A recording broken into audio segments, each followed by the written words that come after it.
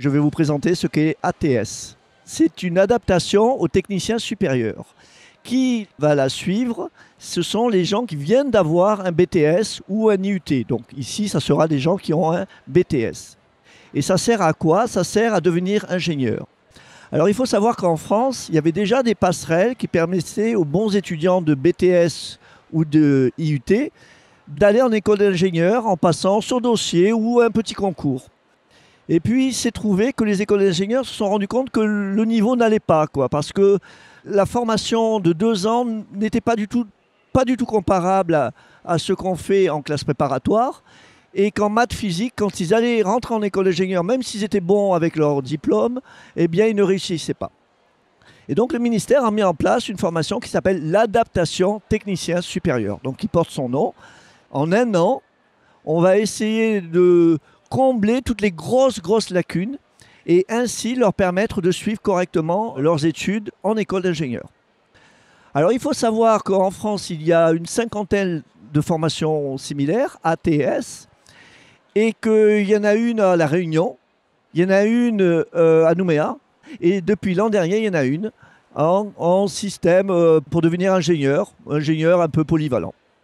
Donc voilà.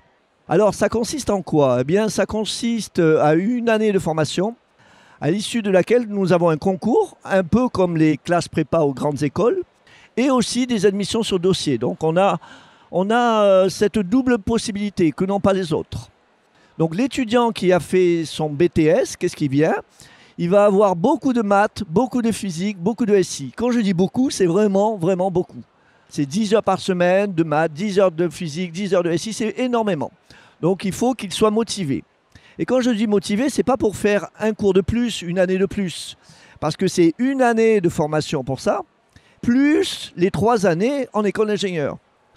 Donc, si on a fini la formation, on vient d'avoir son BTS, on dit « Ah, ben c'est bon, je peux travailler. » Mais finalement, je voudrais poursuivre mes études. Quand je dis poursuivre mes études, c'est poursuivre d'assez longues études. Mais le jeu en vaut la chandelle, puisqu'à la fin, on deviendra ingénieur. Et tout le monde sait que dans les échelles françaises, dans les niveaux de rémunération, eh bien, il y a une grande différence si on est ingénieur, c'est-à-dire cadre, ou si on est technicien supérieur, on n'est pas cadre. Alors, comment faire? Eh bien, une fois qu'on a décidé « oui, ça m'intéresse », une fois que la famille a dit « oui, ça nous intéresse », pourquoi je dis la famille? Parce que après la formation d'ATS, il y aura 3 ans dans les écoles d'ingénieurs et elles sont en France. Donc, il va falloir se déplacer.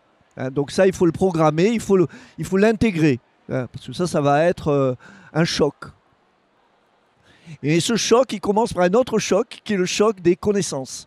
Autant en BTS, on facilitait l'apprentissage.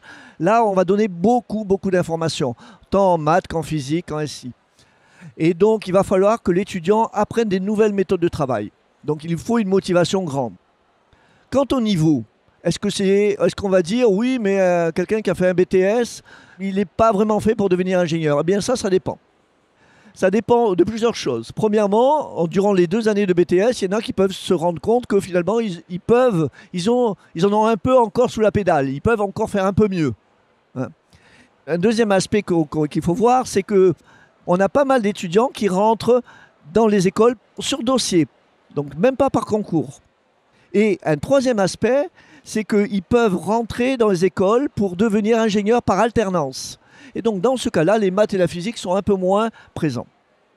Alors, au niveau résultat, l'an dernier, on avait une dizaine d'étudiants qui ont tenu le coup, on en a eu 7. Ils ont passé les écrits. Et à la fin des écrits, ils vont en France pour passer des oraux. Et sur les 7, il y en a 5 qui ont été pris. Donc, on peut dire bien. Alors, où est-ce qu'ils en sont maintenant? Je ne sais pas, c'est un peu tôt pour vous dire. Mais en tout cas, ils étaient rentrés dans cette logique de « je peux faire mieux ». Il faut le vouloir. Parce que là, normalement, je rappelle, après un BTS, c'est fini. S'ils veulent travailler, ils peuvent travailler. Mais on veut un autre travail, on veut mieux. Et quand on peut, et quand on a les possibilités ici de travailler dans de bonnes conditions, on a une bonne formation, on a seulement 10 étudiants, donc ça va, quoi. L'encadrement est de qualité. Donc cette formation a été ouverte au Diadème. On peut aller jusqu'à une 20aine de places, mais l'an dernier, on en avait 10 étudiants, et ça correspond au bassin de recrutement. C'est-à-dire que la formation n'a lieu qu'au Diadème et elle est à peu près adaptée à ce dont on a besoin en Polynésie. C'est-à-dire qu'on aurait du mal avec tous les BTS à alimenter plus qu'une classe. Donc il n'y en a qu'une au Diadème et ça restera comme ça.